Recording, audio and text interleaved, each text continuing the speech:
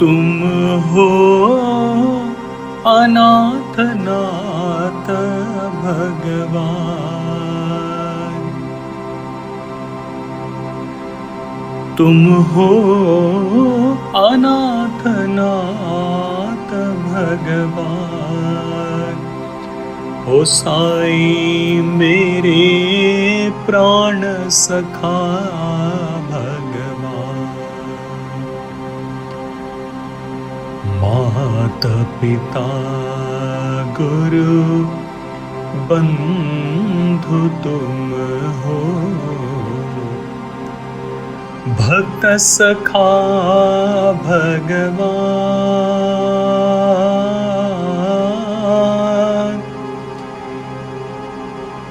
दीन सखा भगवान, भगवान भगवान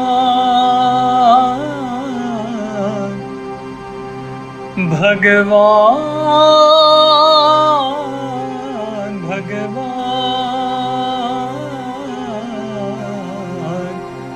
प्राण सखा भगवान।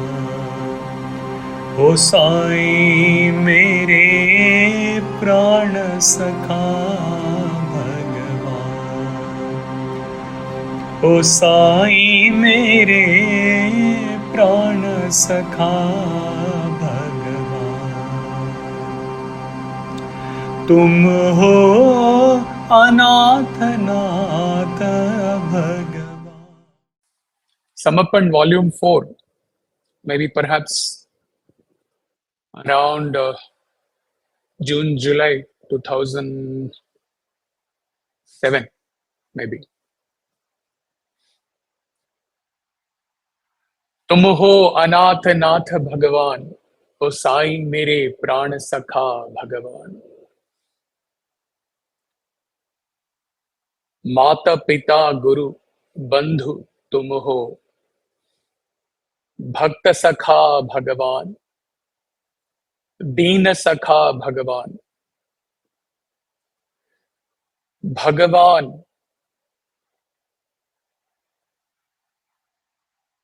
प्राण सखा भगवान। We wrote in simpler terms in 2008 in the Samarpan book. Oh Swami, you are my mother, you are my father, you are my guru, and above all, you are my divine companion. You are the only friend, only sakha for all your bhaktas, all those who are deenas or destitutes without you. There it was mentioned, Deena here means those who are unaware of their goal in spiritual life and unaware of Lord's true love.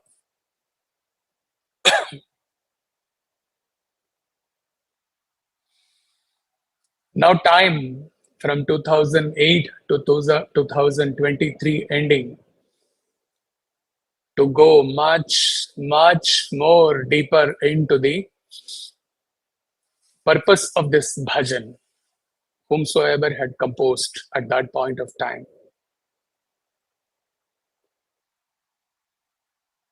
Anatha Nath Bhagawan.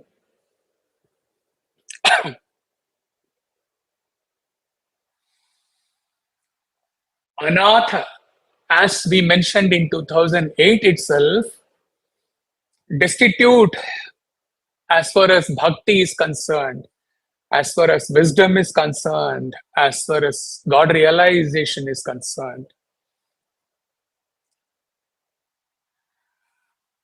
God here is the Nath, the Atman within us, and the personal God who manifests, who incarnates from time to time.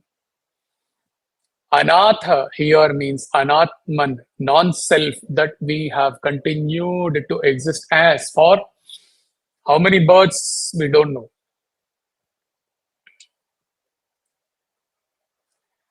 As long as one does not approach God, as long as one's time has not come when the God's designated guru walks in their life,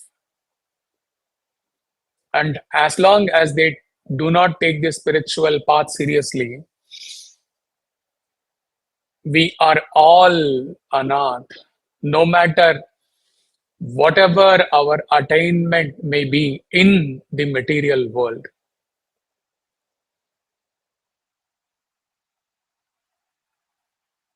While this is at the highest level, even for a normal jiva, a normal bhakta, anatha, natha means when he suffers, when he goes through various troubles and sufferings in the process of clearing his prarabdha,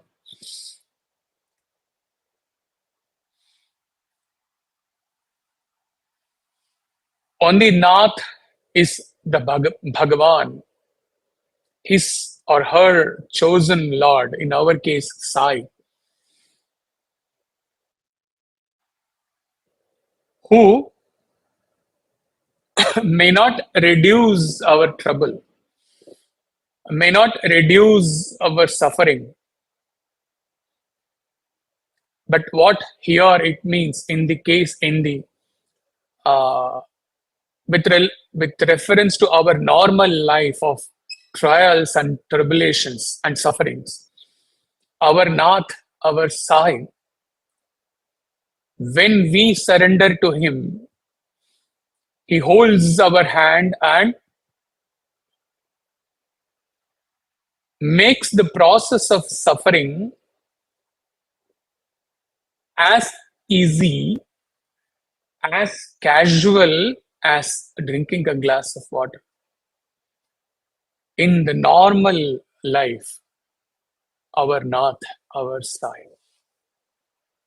we must suffer for our own past actions. But what is God's role?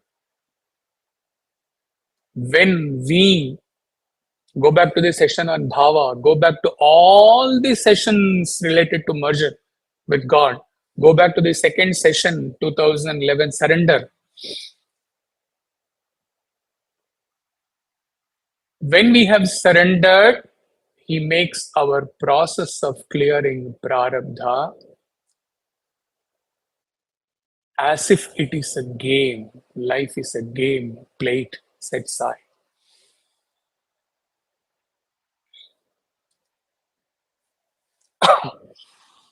Provided, Narada Bhakti Sutra, Guru Nanak Ji's line, provided we stay intoxicated in our love for God, not otherwise. If we are not intoxicated in our love for God, when our eyes are closed and we are involved in bhakti, kirtana, bhajana, chanting or meditating, we will not be aware of our problems. But if we have not surrendered to him, as soon as we get out of our prayers and meditation, all our problems, they just envelop us, they just cover us. Like coming out of the Ganesha gate and immediately remembering all the problems, all the issues of the office, all the issues at the domestic front, etc. नहीं चलेगा. Bhagawan,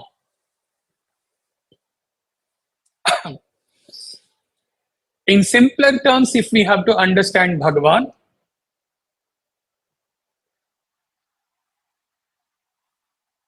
When the unmanifest God manifests in a yuga,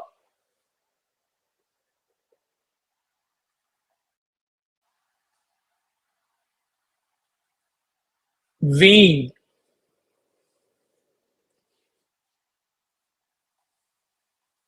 treat and we pray to that personal God. He becomes our Bhagawan.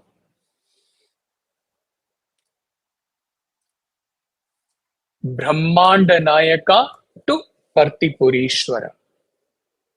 Right? In Vishnu Purana, Bhagavan has further been explained thus.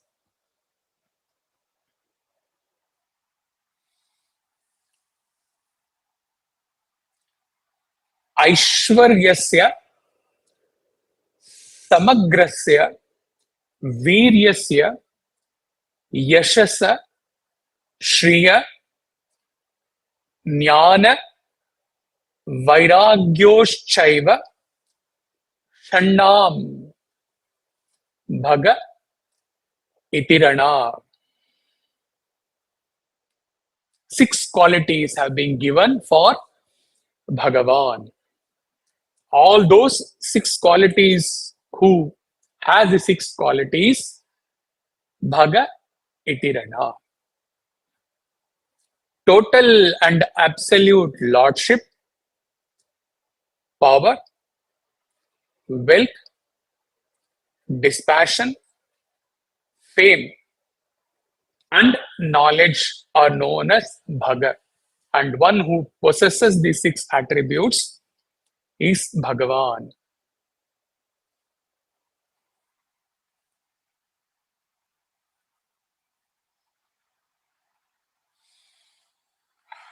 Prana Sakha.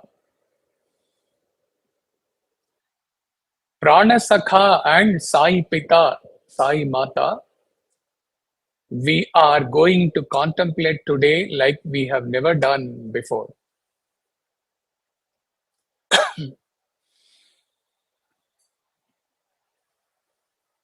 Let us first look briefly on what Mother Shruti in couple of Upanishads says about prana. When we have understood the relevance of prana as per our Shruti, then we are much better placed to understand in depth as to what it means to pray to Bhagavan as Prana Sakha. Prana in couple of Upanishads, which perhaps we might not have, sadhakas might not have gone in depth. Here and there, while explaining Taittiriya Upanishad and in some of the Brihadaranyaka Upanishads, he might have touched, but not to this extent. The Upanishads extol prana as the essence of the body, as the very self, and as the supreme self. It is the life supporting nourisher of the mind and the body. Beings are alive as long as they breathe.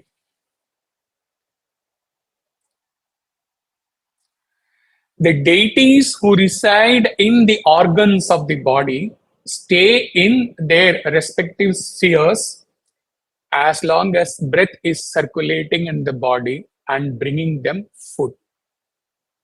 When prana departs, they depart too. Hence, prana is considered superior to all. The Chandogya Upanishad compares the pranic energy in the body with the energy of the sun. It declares that what is in the sun is the same as what is in prana. how the sun is the sustainer of all. The energy in the body is actually like the energy present in the sun.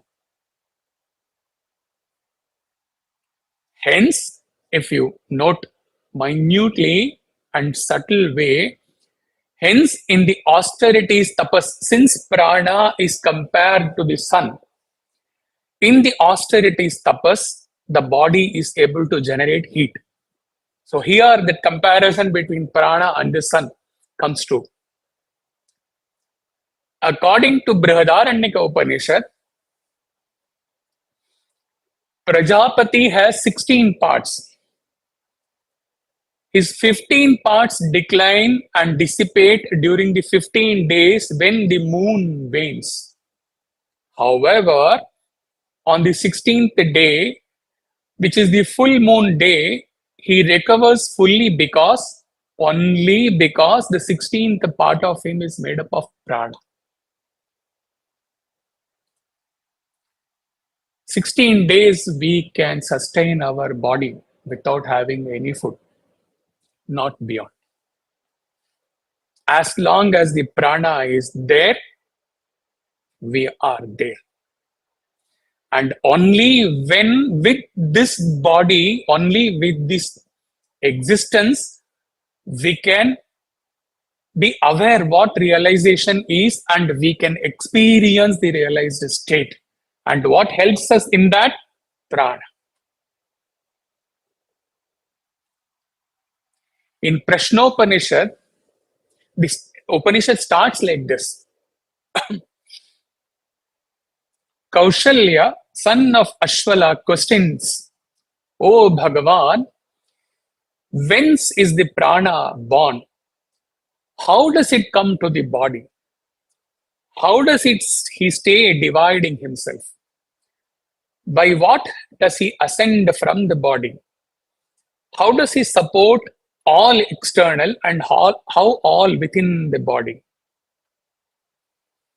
Ashwala appreciates his inquiry and says, you are the knower of Brahman, so I shall answer this question, very subtle question, today.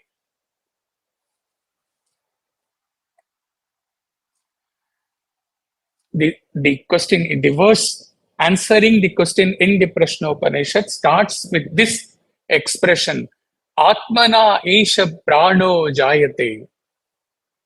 The prana is born of the Atman. We are building up all this, understanding the significance of prana to arrive, not for without a purpose, to really understand how personal God, how Sai is our prana sakha, and this should remain in our intents, not in the somewhere in the corner of our heart. It should, after this understanding of prana sakha, it should remain intensely within us, the relevance of prana sakha throughout our life. That is the purpose why we are getting so deeper into prana.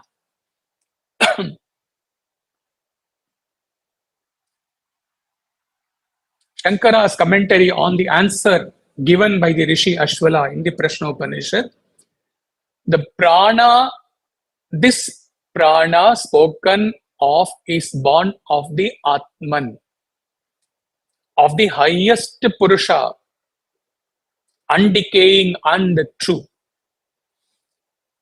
As regards the how of it, the question put up,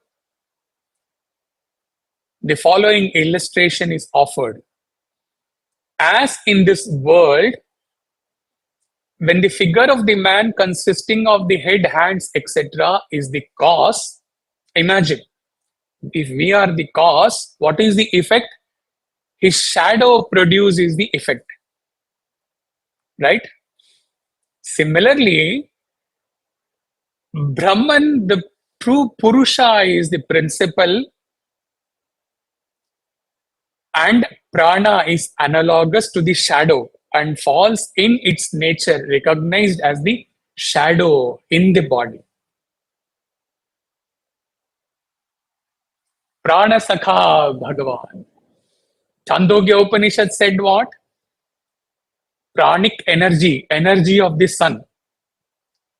And who gives the energy as sun and sustains the energy? The sun itself. Prana Sakha. In this way, he becomes Prana Sakha. Brihadaranyaka Upanishad, as long as prana is there, we are able to survive. And who helps us in surviving? Prana Sakha, Bhagawan. Prashnopanishad, this prana spoken of is born of the Atman, says the verse. Prana is thus born out of and is sustained by Atman. We are born as shadow of the object. We are born out of Sai, Brahman, Brahmandanayaka, and we are sustained verily. Remove the object, where will be the shadow? What is the relevance of the shadow? Shadow will not be spoken about at all without the object. We are born out of Sai, we are sustained by Sai, and we exist as long as Sai exists, with reference to the object and the shadow reference in the Prashnopanishad. Prana Sakha.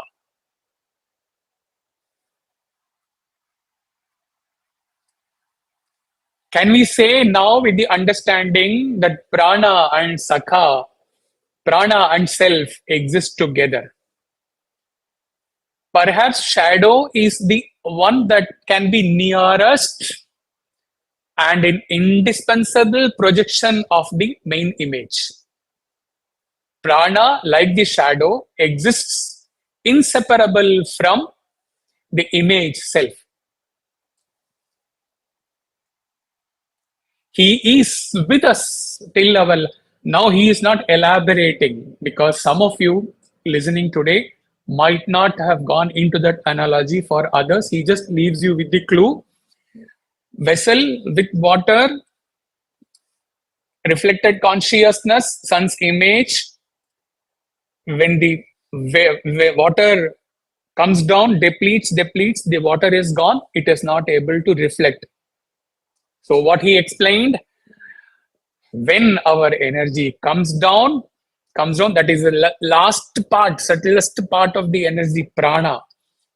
When the prana leaves, when our body is no more able to sustain and reflect the consciousness. Till that time, prana is there. But how about the prana sakha? He is there till the time prana is there, and he, like the anxious mother, waits for our same prana, the same soul to come back in the next birth. He is waiting, like Pandarinivasa, he Panduranga. Immediately he says, welcome to my world, my child, Prana Sakha. I don't know. Something is happening to him within when he explains. If you have got this lesson today, something very, very serious, something intense should happen within. When for him it happens. We just taught Prana Sakha. So simple.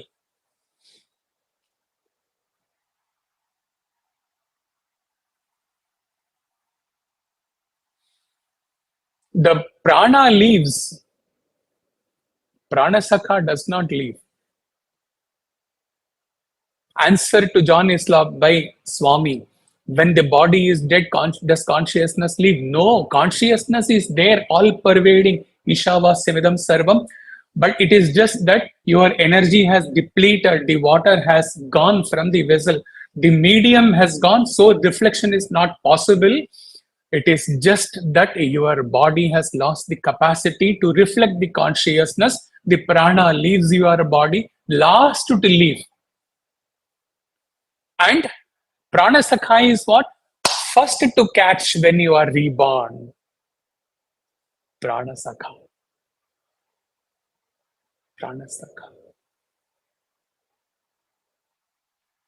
When we look up to Swami and sing Prana Sakha from the bottom of the heart, how should that feeling be from today onwards?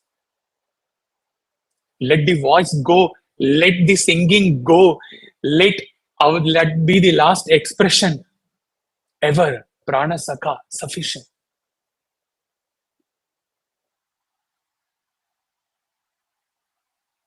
Singing is to merge with Him. Afterwards, whether we sing or we do not sing is immaterial. Immaterial means immaterial. The purpose is served. The movie has ended with a nice climax, happy ending.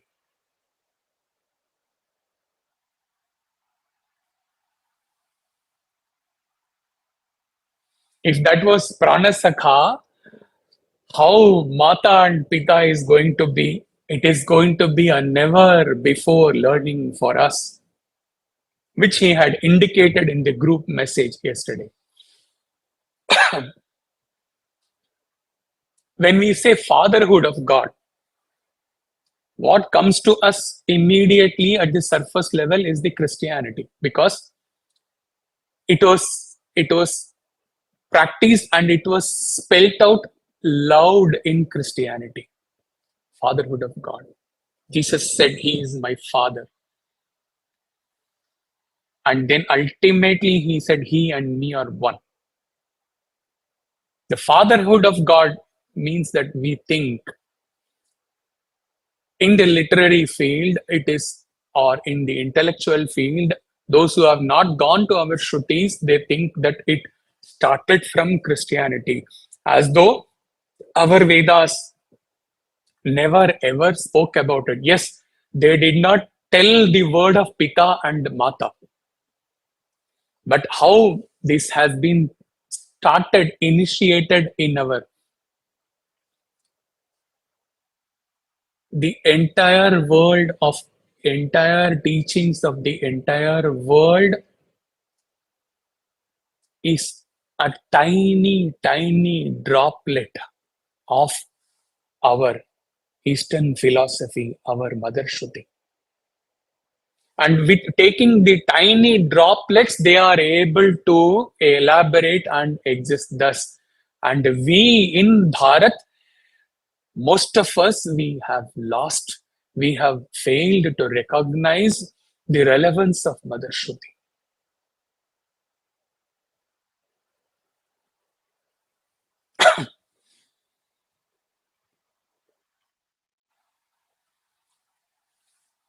Shruti did not tell Pita and Mata, but let us see how. Again, this is required to go on to see how Sai is our Mata and Pita. Our means the universal, for the creation, in which we are also a part. So he is our Mata Pita too, not only our Mata, our Pita in physical form, which we normally think. Not bad to think. Swami can be taken like that, no problem. But with this understanding today, the taking of Swami as Mata Pita assumes enormous, enormous depth. Now we are referring to Shrutis. The one supreme personal God was called in the Vedas as Prajapati, the Lord of all creatures. As the Lord of all creatures, he becomes the Father. He is most beautifully described in the 121st hymn of the 10th book of the Rig Veda. When an ancient Vedic seer was asked, to whom shall we offer our prayers and sacrifices? Here comes the relevance of Father, Sai Pita. The sage replies, in the beginning there arose the Prajapati, the firstborn Lord of all that exists. He holds by his power the heavens and the earth. To him we should offer our prayers and sacrifices. Prajapati, the Lord of all creatures, who gives life and strength to all that exists, from whose body emanate the individual souls like sparks from the fire, who is the purifier of all souls, whose commands all creatures revere and obey, whose shadow is immortality and mortality, to him we should offer our prayers and sacrifices. We are building up of how Vedas extol Brahman, Prajapati, the firstborn, as the universal father. Thousands and thousands of years before Christianity came in, not to undermine Christianity. Everything, everything speaks the same. Ekam sat vipra bahuda vadanti. Whose greatness is manifested in the snow-capped ranges of mountains and in the waters of the rivers and the oceans, whose arms are spread on all sides, to him should we offer our prayers and sacrifices. Who made the sky strong and the earth firm, who established heavens in the places, nay, the highest heaven, who measured the light in the air, to him we should offer our prayers and sacrifices. To whom heaven and earth, standing firm by his help, look up, trembling in their minds, and by whose support the rising sun shines forth, to him we should offer our prayers and sacrifices. When the great waters went everywhere, holding the germ and generating fire, thence he rose, who is the sole life of the bright spirits Devas. To him we should offer our prayers and sacrifices. Who is the one Lord of all beings and God above all gods, Sai Pita, who by his might looked over the causal waters at the time of dissolution. To him we should offer our prayers and sacrifices. Now think with this background, what God as Pita means to us. In this,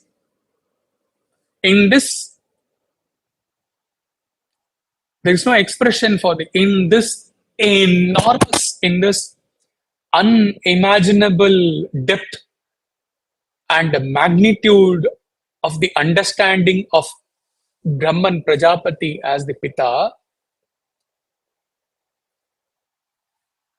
Our identity, limited identity as the child goes.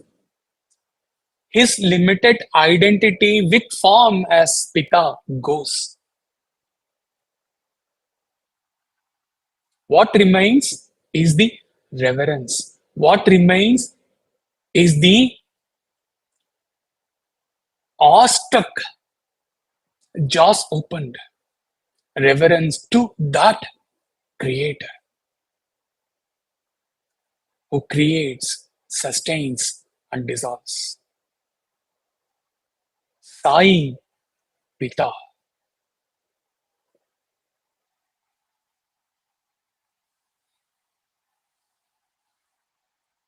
And would mother be left out? It continues. The same rig continues.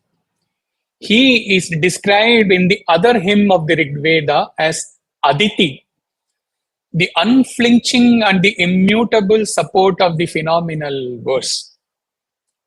The word Aditi signified the motherly aspect of the divine being.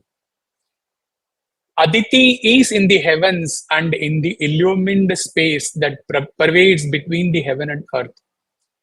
The mother of all devas are gods, as well as the creator of all animate and inanimate objects. She is the protector of all. By her grace, she saves from sin the souls of those who worship her. She gives unto her children everything that is worth giving. She dwells in the forms of all devas or bright spirits. She is all that is born and all that will be born. She is all in all. Rig Veda, Book 2, Chapter 6, verse 17. Now the beauty, let us synchronize the fatherhood and motherhood. As per the Shrutis, let us sync them into one. Our creation session, Sankhya's, Kapila's philosophy of Sankhya Yoga comes handy here. How? Go back. Those who have to remember that session, creation session, it was given again in 1670. Purusha and Prakriti. Efficient cause, material cause. Shiva, Shakti. As efficient cause, he is the father. By what all we went through in Rig Veda about the fatherhood, to whom we should offer our prayers and rituals. And Ma Shakti, as the Prakriti, as the Shakti, she is the mother. And is the Prakriti different from Purusha? Is the material cause something standalone from the efficient cause? Prakriti has taken up this task of creating the universe. Hiranyagarbha, and the chain goes like this. But essentially, Prakriti and Purusha are the same. Mata and Pita are the same. So, Sai, the God, universal God, is not only the mother, not only the father, he is the Sai, Pita, and Mata together come. Indispensable role. It is a perfect coming together of the role of the father and the mother. Sai, Pita, Mata, Pita.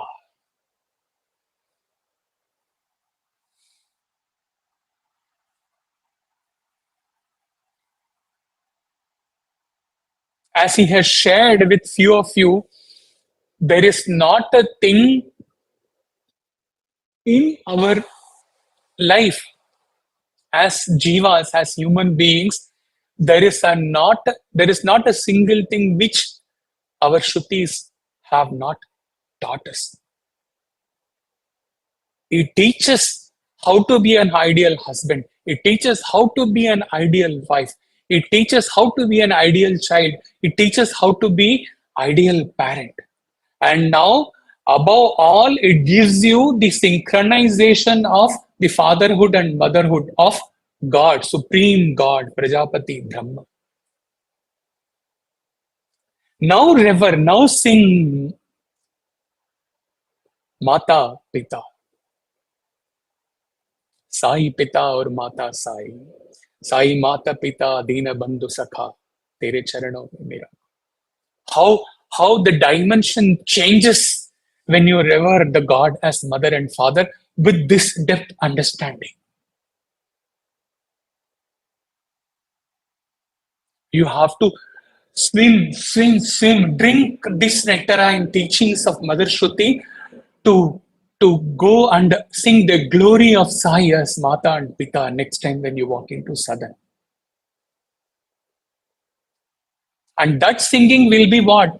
Man ek bar hari bol. Once sufficient. Next, if he still continues to give the voice, okay, fine. His grace. Ek bar. Once you revere to him as Mata and Pita in this depth.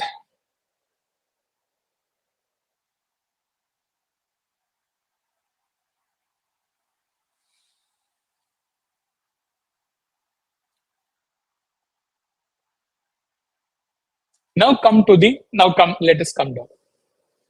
Which normally, even if this understanding would be a great understanding, let's, from the 250th floors, second, third floor. At the worldly level, what a father is supposed to give to the child, the father is supposed to provide confidence. efficient cause. The father is supposed to give the intellect, provides security in all ways, all the ways. Father's duty is to provide security to the child. Mother, emotional, to give love. She sacrifices her life for her child. Mother is love personified. Father is intellect. Father is self-confidence personified for children. If we have not given these things to our children, we have lacked in our responsibility. To that extent, the children who take up these lessons, then when they become parents, they should not fail even in a single moment to be a perfect father and a perfect mother.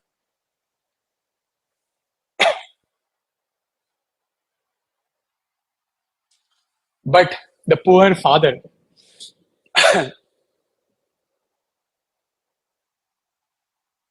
maybe he loves the child more than the mother,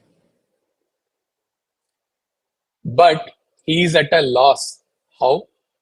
90% of the cases at home, this is the situation where, because in the process of giving security, in the process of giving the reasoning power to the child, in the process of teaching what is right, what is wrong to the child, in the process of acting as a disciplinarian for the child, the father's love is somewhere hidden, subdued. The mother forgives the child for all impossible sins. Father, a strict disciplinarian. The child thinks, oh, the father doesn't love me like my mother. Father is always pathetic role. Okay, it applies to all. Now come to Swami as father and mother at this worldly level also. So the understanding is that Swami speaks of four levels in realization. He talks about self-confidence, self-sacrifice, self-satisfaction, self-realization. Okay? The self-confidence part is taken by the father. The self-sacrifice part is taken by the mother. And both give self-satisfaction to their children who can go on to take the self-realization path. Now, Swami,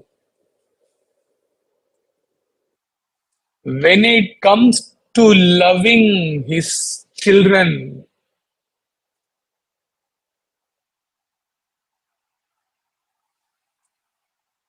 thousand mothers love, 10,000 mothers love, 1,000,000 mothers love, all these are all very, very weak, subtle, very weak expression when it comes to Swami's love for his devotees. As mother, even at worldly level, supreme. As father, when the students commit the mistakes, how he acts as the disciplinarian, as the administrator of the university, as the chancellor, and as a disciplinarian, how perfect as a father.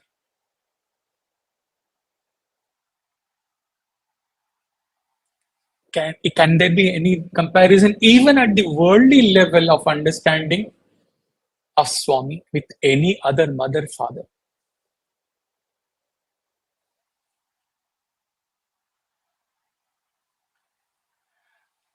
He has not dealt with any. It is very easy to make tears fall from your eyes by taking numerous recounts of students and devotees extolling Swami as mother and father. That is not the purpose of after 13 years of being in this fold. We have to approach this fatherhood and motherhood from the highest pedestal possible. So the reference of Mother Shruti has been taken. And then with that we can, from formless to form is easy and natural, sahaja. From that highest pedestal we came down to the form aspect of Sai as father and mother. Very easy, because very easily, in immediately within fraction of second, we are able to travel to the highest level as well. He wrote in the book Journey Deep Within, worship worship of form after realization. So he just has picked up one part from that. His shame is some sham something. Now he is teacher in the university in one of the faculties. He writes from his child, from first standard he recounts all that has not been taken. The purpose is not to get emotional. The purpose is to, for lifetime, to reach to the highest level of Sai as Mata and Pita. And first we started as Prana Sakha, that is even more than Mata and Pita. But this he was going through yesterday evening, he thought this can also go along in your intense thought memory, along with the teaching at the highest level. He elaborates on MOTHER, and all the elaborations, incidentally, it aligns with the Prana Sakha, with the Mata Pita, what we have learnt today. M monitors the child. O observes the child. T teaches the child. Other aspect, self-confidence aspect. H helps the child. E encourages the child. R rewards the child. Encouraging is love, the mother aspect.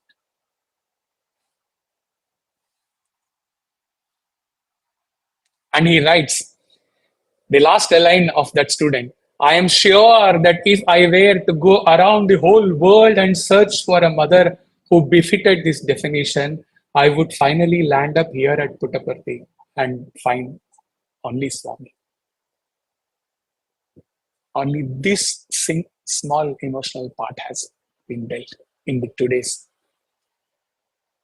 understanding about Sai as our mother and father.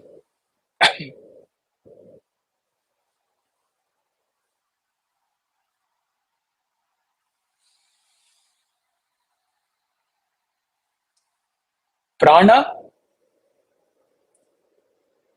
the significance, the subtlest significance and the relevance of prana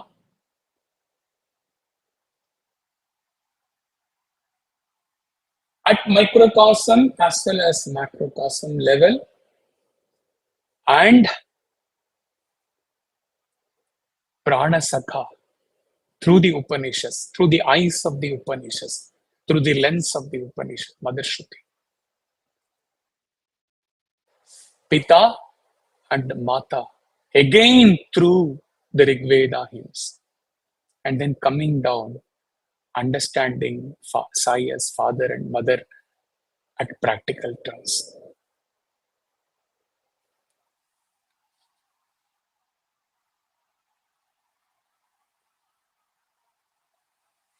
And Sai, we will leave the Sai, Pita and Mata with this note. Sai, in his simple yet profound teachings, calls upon us to revere our parents exactly as that Supreme God, the Universal Father and Mother.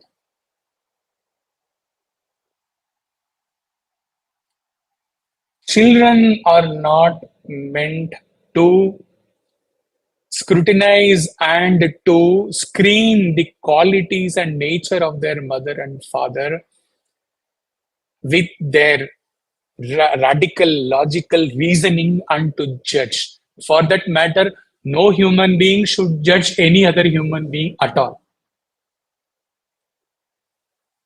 But with this understanding of what father and what mother is, and when some of you, if at all, sadly, he could not teach that to many other children in the Sai fold. When some of you remember this word and go down and note in your diary and come back to him, Guru, I am getting married. Teach me how I have to be a perfect husband. Teach me how I have to be a perfect wife.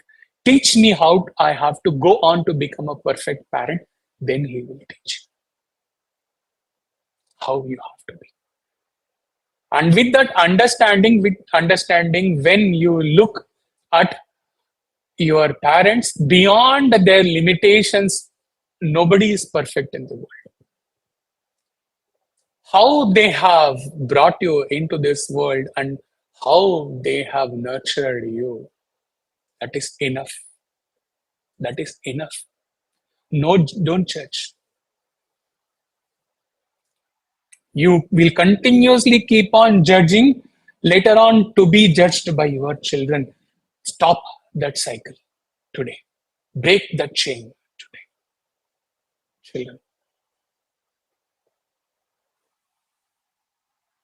Guru. When Swami has to be taken as Guru,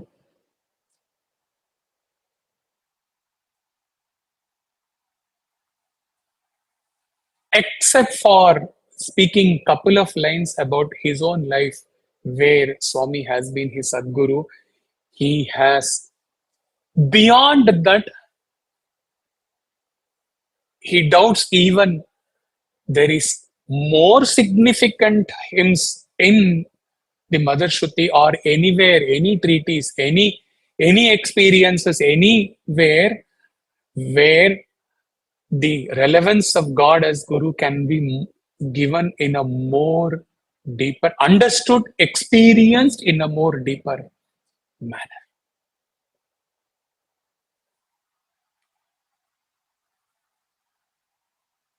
As Guru and Sakha, both these roles are inseparable. As Guru and Sakha, from 1975 till 2010 and till the Prana leaves, he continuously has been his Guru and Sakha.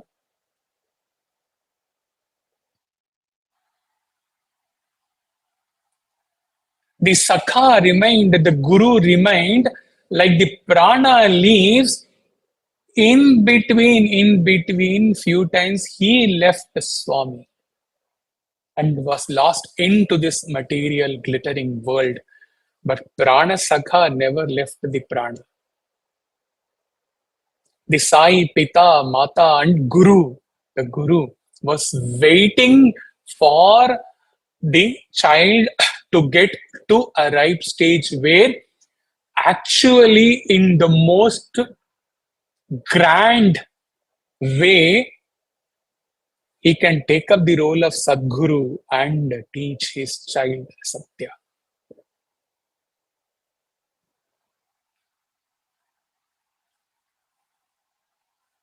Throughout his life, he was preparing him. He put him into the karma path, made him zonal Sevadal coordinator, made him serve, and the extent to which the service has been taken up by this body through the grace of Swami is unimaginable. Unimaginable. Through the grace of Swami. And then from karma to upasana, he took him to the path of bhakti, devotional singing. There also he took him to a loftier level. And when the ripe stage came in the 2010, after the Parthi Yatra, the Sadguru assumed the role of God. Sai assumed the role of Sadguru wholly. And teaches and makes him experience what is being taught through Shivananda Maharaj's books, through Yoga Vashishta, through Upanishads, the Shavanam, Mananam, Nididhyasanam, and the post Nididhyasanam experience, everything is happening at the Shavanam stage, at the reading stage, because the Sadguru is illumining.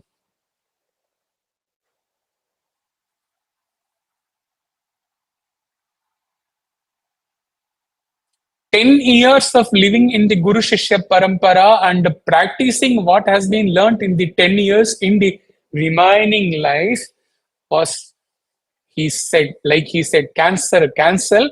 He made it to 6 months. Who else but God as Sadguru can make it happen? Impossible otherwise.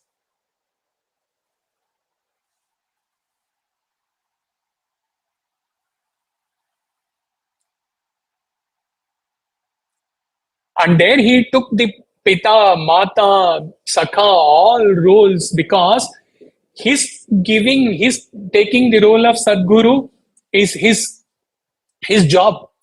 That is what he has, why he has come, descended, for that only. But at the same time, as mother showering love on the child, as Pita acting strict with the child, and as Sakha patting the child, encouraging the child,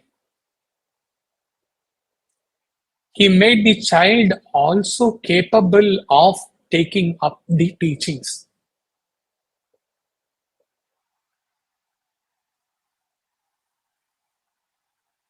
So all these roles, we extol Swami as Mata, Pita, Guru, Sakha. All roles are together like Satyam, Jnanam, Anantam. Each is juxtaposed with the other. All these four roles are juxtaposed with each other. You only have to realize this.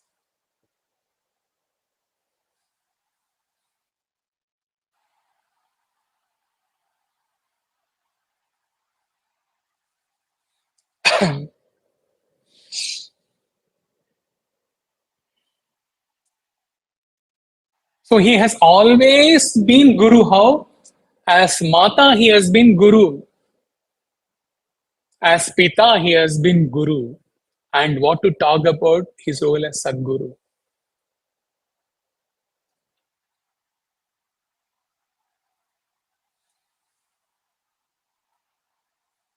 And then, unassumingly, as though he has not done anything, here comes the friend.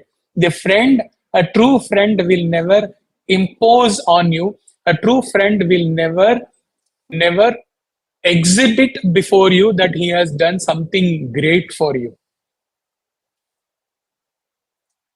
Okay? Free from desires, free from expectations, the five qualities of a true friend given by Swami.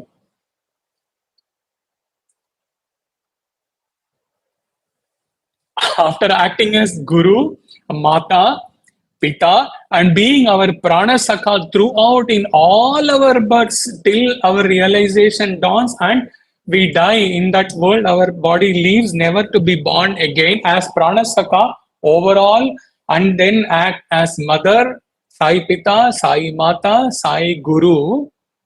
Here comes the Sai Sakha, free from desires, free from expectations, having done all these roles, not only in this birth, but for several births.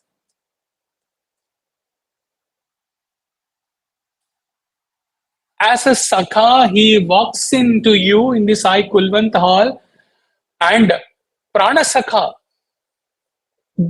Guru, Mata, Pita, he asks you, what is your name? Where have you come from? As if he doesn't know you. This is the Sakha aspect.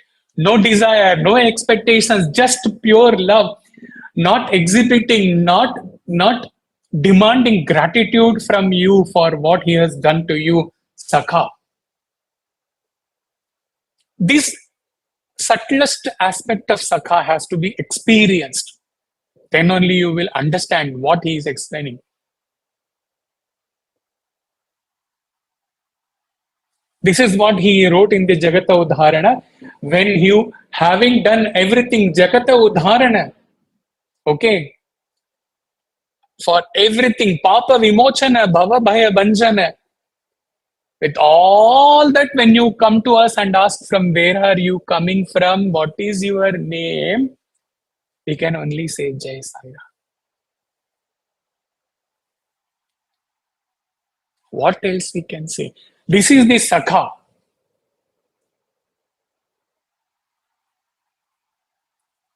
A true friend whose love is pure, unshakable, pure, noble, free from desires, free from ego.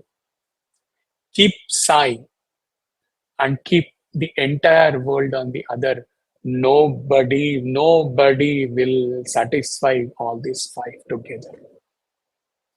Except this our Sai, who comes as a package with Pita, Mata, Guru, Sakha, all together, and above all, Prana Sakha.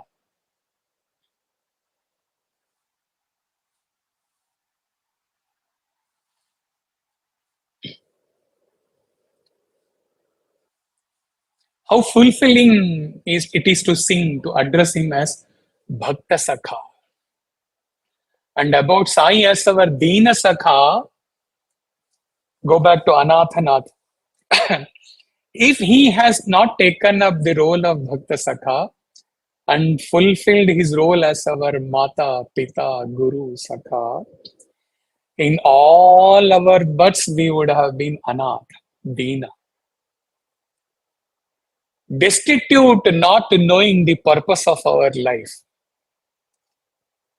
Destitute what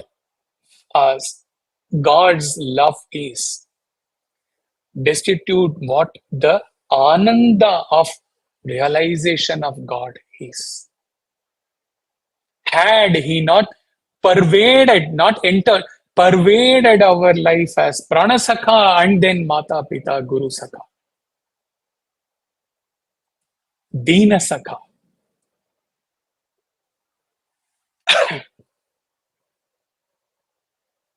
And then at the last, several variations of Bhagawan, how they fit into this, he was imagining.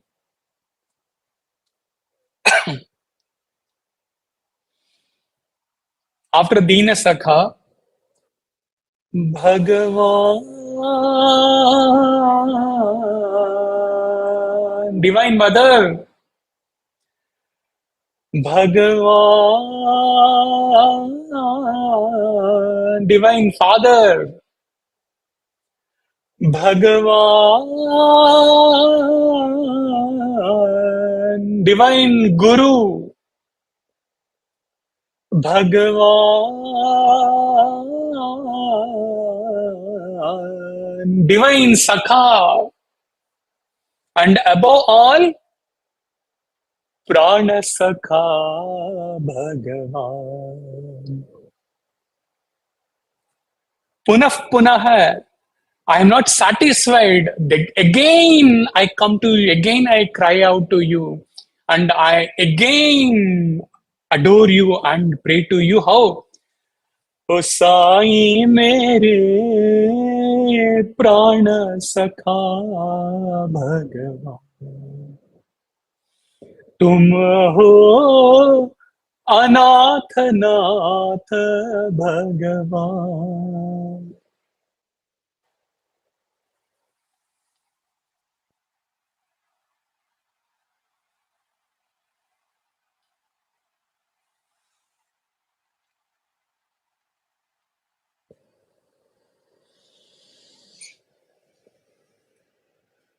We,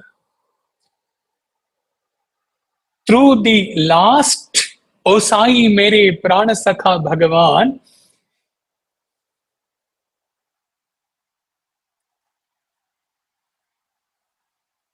we confirm that we have recognized, we have realized that you are pervading our life. You are everywhere, without and within. In our prana, as our prana sakha,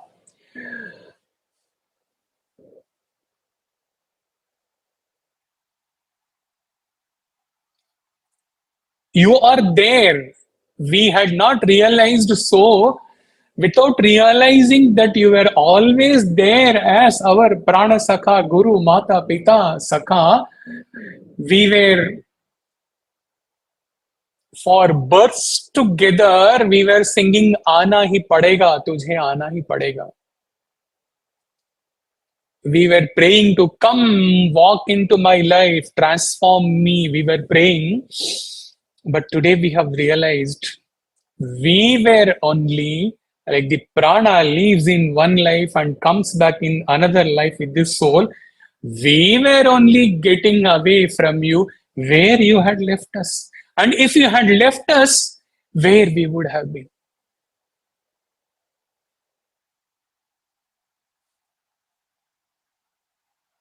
Having realized wholly, completely how you are to me as Prana Sakha, Guru, Mata, Pita, Sakha,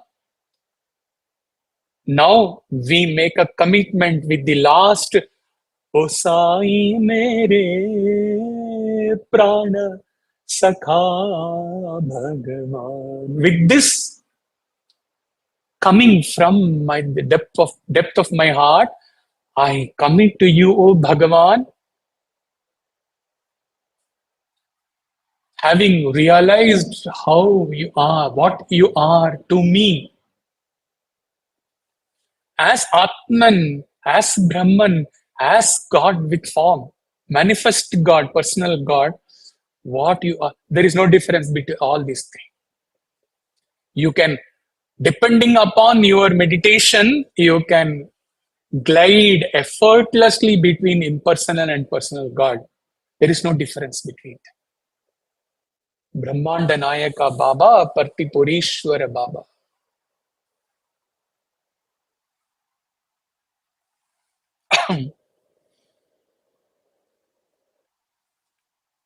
And one Guru Bhajan, it came, one sister sang years before.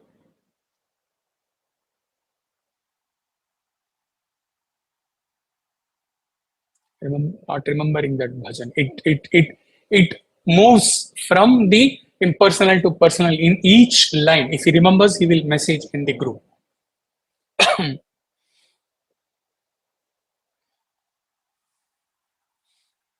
So, having realized this, now I commit to you, O Sai, with my O Sai Mere, the last line flowing from the innermost depth of my heart. I commit to you. I shall stand up to you. I shall take up this spiritual path with such sincerity, with such seriousness, so that when I die, in Hindi expression, it is na shukra.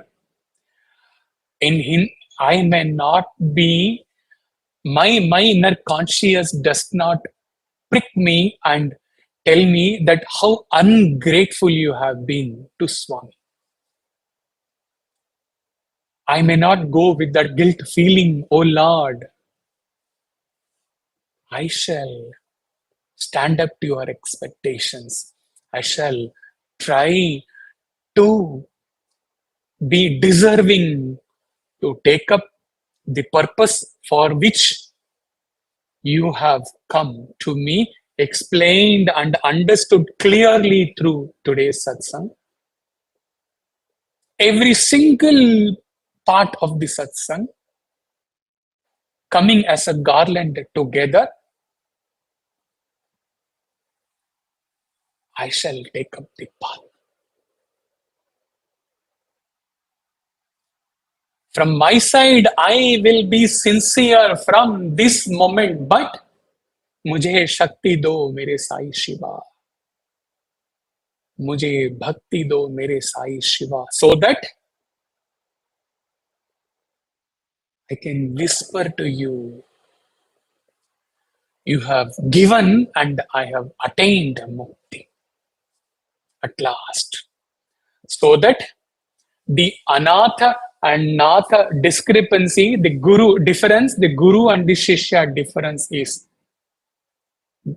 rent asunder, and I, Anatha, for burst together, stand as Nath. I realize the Bhagawan within me, and then I merge with you. Is no more Anatha, no more Nath. They come together. Afterwards, let me extol you as Mata, Pita, Guru, Sakha, and sing your glory till my last breath. But then the dimension of my singing, the dimension of my extolling you as Guru, Pita, Mata would be at a different level. Because I have realized it, I have digested it, I have imbibed it, I have practiced it, I have implemented, I have realized.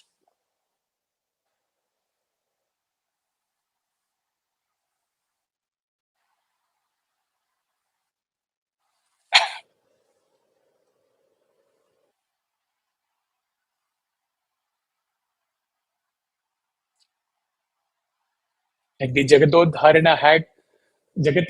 had to end with Jai Sai Ram only towards the last. Jai Sai Ram, Jai Sai Ram. Here also, there is no way that the satsang has to end with O Sai Mere Prana Sakha Bhagawan. Again, punah punah. O Sai Mere Prana Sakha Bhagawan. Prostrations, prostrations, prostrations, prostrations.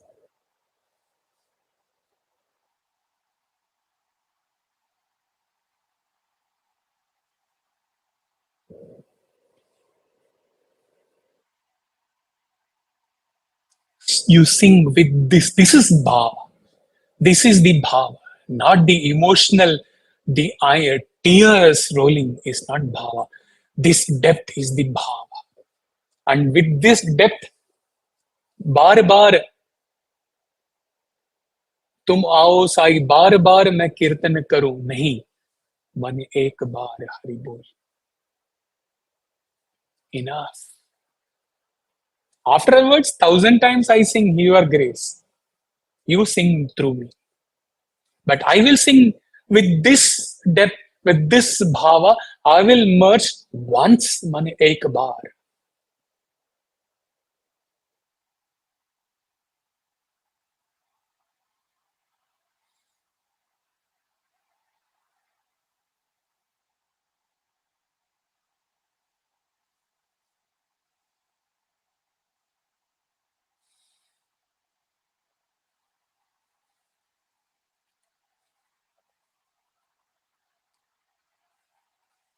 Jai Sai Ram.